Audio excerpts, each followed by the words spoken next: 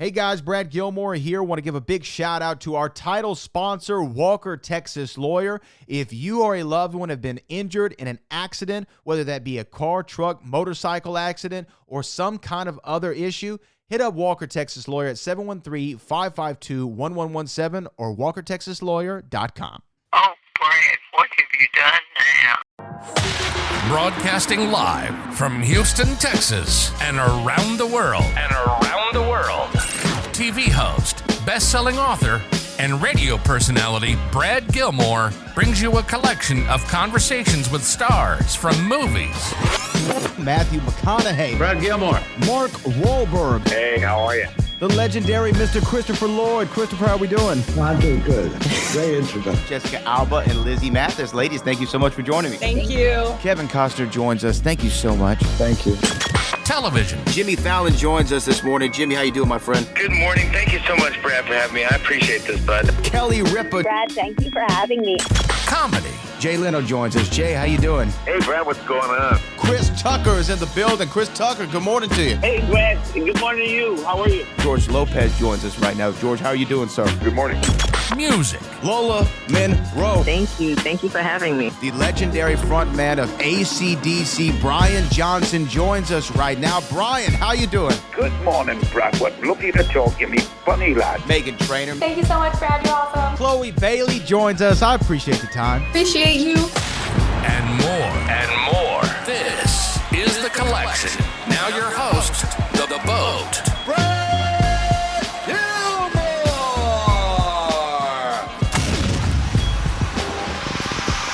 Good morning, Mr. Winkler. How are you, sir? Good morning, and please call me Henry.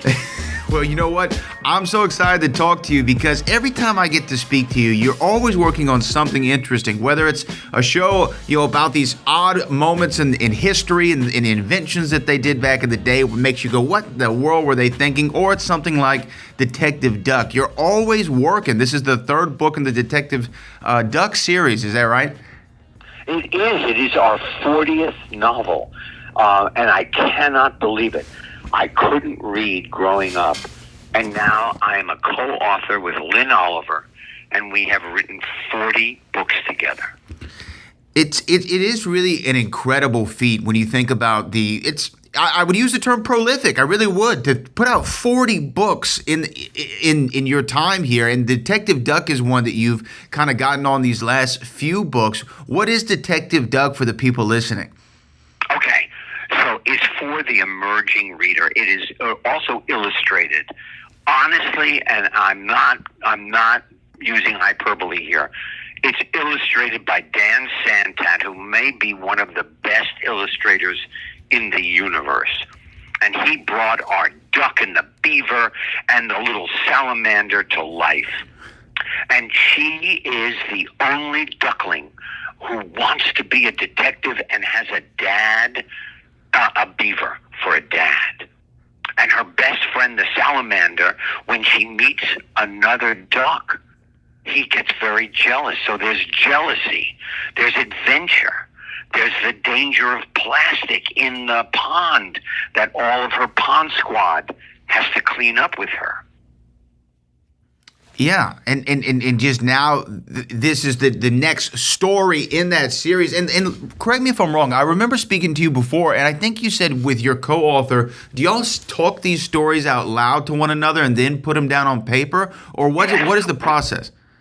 We talk story first, and if the story comes alive, if the story all of a sudden spills out of you, and then, they can do this, and then the duckling runs into the weasel, and then you know you've got a great story. But sometimes the story has no where to go. It has no life in it, and then we discard it. Now Lynn sits at the typewriter, or at the computer, actually. And then I talk, she types. Then Lynn has an idea, she types, I wait. Then she reads it back to me, and we argue over every word. The fact of the matter is there's no one way to do anything. There is your way. And if it gets done, if it gets accomplished, it doesn't matter how it was done, just that it's finished. And finishing that project is always so satisfaction, but it's really the journey of creating, whether it be a story that you're telling in front of the camera or on paper. The work and the satisfaction really does come from the journey. Do you understand what I'm saying? Like, that to me is like the best part. You are completely correct. You know, we work, we argue. I have argued with Lynn over one word for quite a while because the rhythm wasn't right.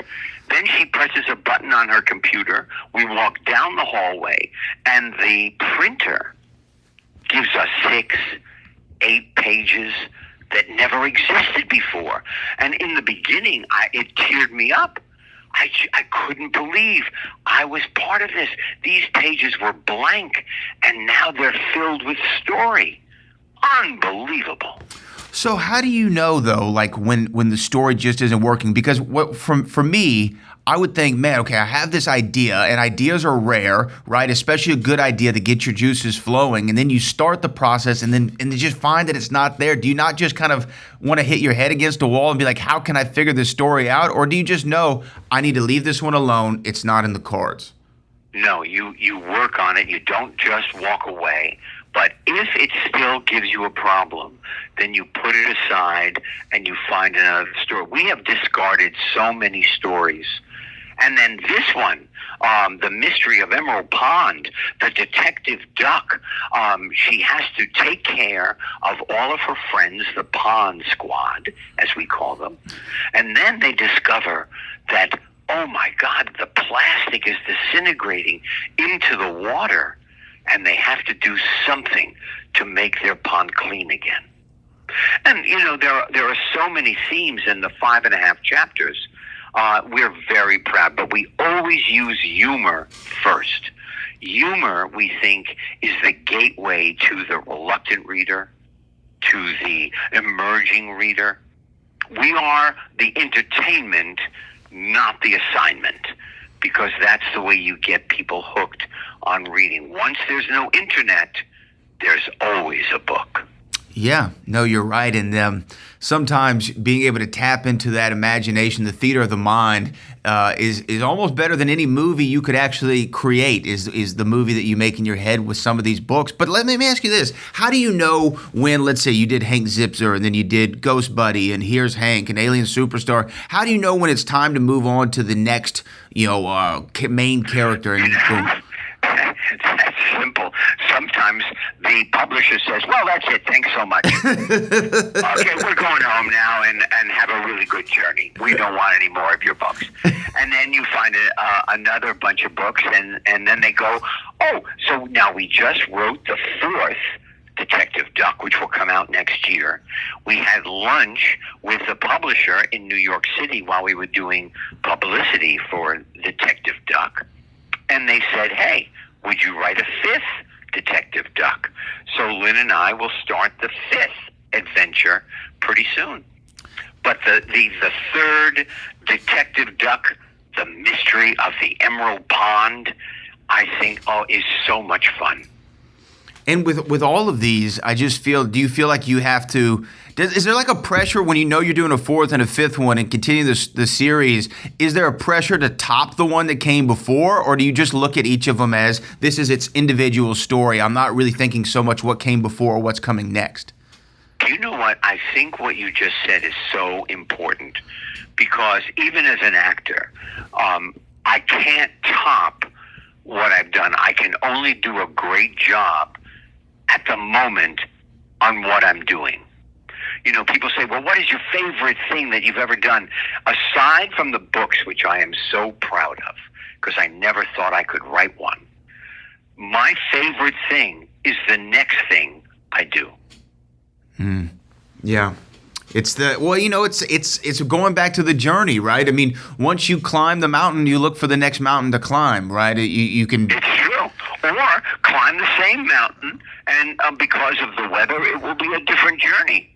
Yeah, or find a different route the way up it and just experience it from a different perspective. You know, I am so thrilled to speak to you because the last time that I got to talk to you about the book series, I was contemplating my own children's book. I had an idea in my head about it, and I took your advice. I talked through it with my wife, and I ended up pitching it to a publisher, and it's getting published thanks to your advice. Oh, my goodness.